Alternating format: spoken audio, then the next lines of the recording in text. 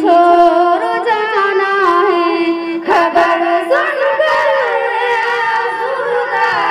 अकादमी छोड़ जाना है। खबर सुनकर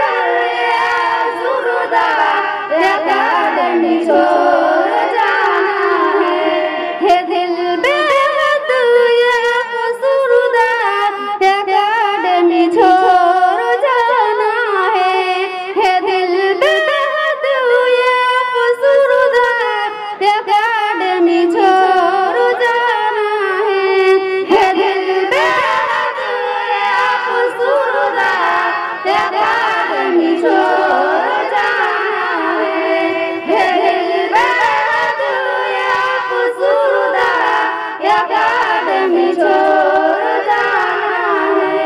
वो एक ही छत के साए अहल खाना की तरह रहना, उलझना बख्श करना फिर से बहनों की तरह रहना।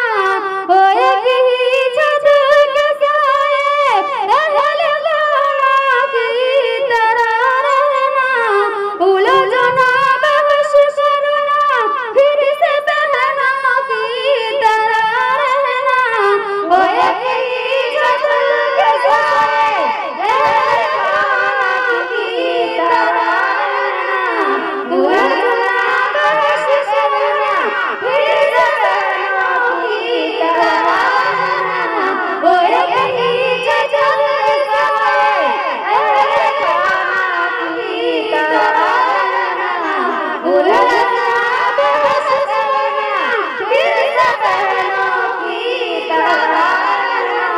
मैं तो रूह के रिश्ता अकादमी छोड़ जाना है। मैं तो रूह के रिश्ता अकादमी छोड़ जाना है। मैं तो रूह के रिश्ता अकादमी छोड़ जाना है।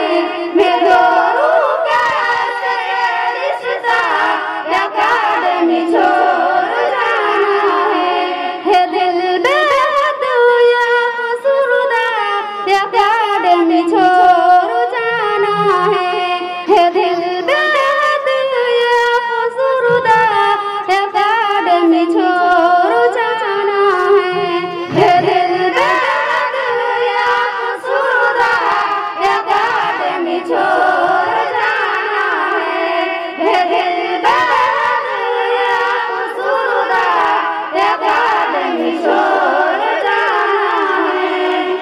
रियासत हर लफ्ज़ पर और हर एक बाब पे मेहनत, ये आंगों से मोहब्बत जैसे सर पर बाप की शफ़क़त। रियासत हर लफ्ज़ पर और हर एक बाब पे मेहनत, ये आंगों से मोहब्बत जैसे सर पर बाप की शफ़क़त। रियासत हर लफ्ज़ पर और हर एक बाब पे मेहनत, ये आंगों से मोहब्बत जैसे सर पर बाप की शफ़क़त।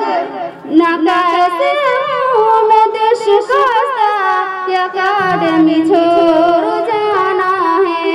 ना कैसे हूँ मैं देश का अकादमी छोड़ जाना है।